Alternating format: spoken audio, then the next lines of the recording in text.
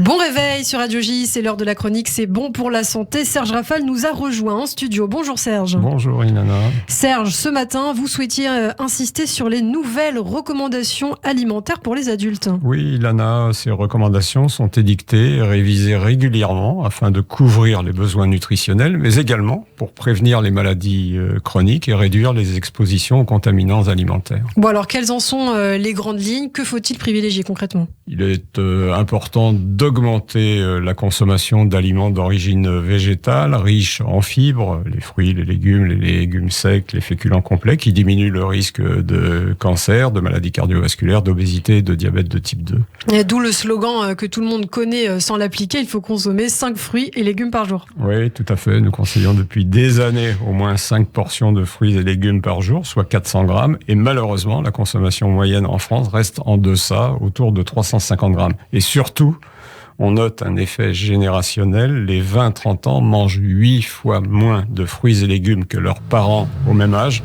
Un gros effort doit être fait à leur intention. Et on peut noter aussi le retour en grâce des légumes secs. Oui, nous les conseillons 2 fois par semaine, mais moins d'un tiers de la population en mange, leur reprochant une mauvaise digestibilité, qui est améliorée toutefois par le trempage, et un temps de cuisson long, pas dans l'air du temps du fast-food et du prêt-à-manger. Et les féculents ?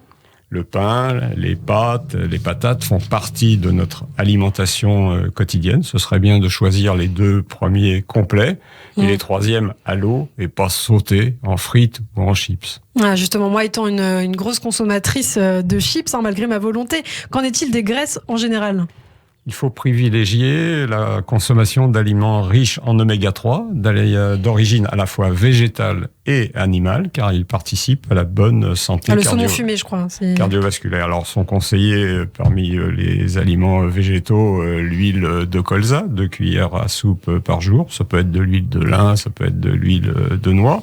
Et 2-3 portions de poisson gras, hareng, maquereau, saumon par semaine.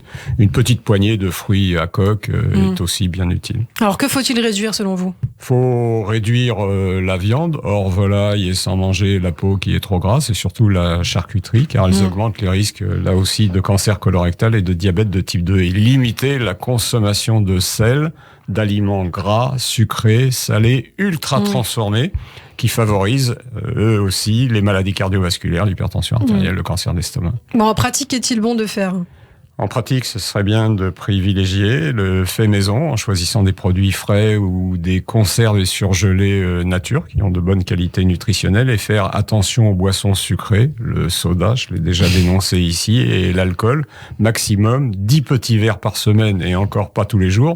On est loin des 2 verres par jour pour les dames et de 3 verres pour les messieurs, autorisés, voire conseillés il n'y a pas si longtemps. Et concernant les laitages ? Faut en consommer suffisamment, mais pas trop. Par exemple, un yaourt et une portion de fromage.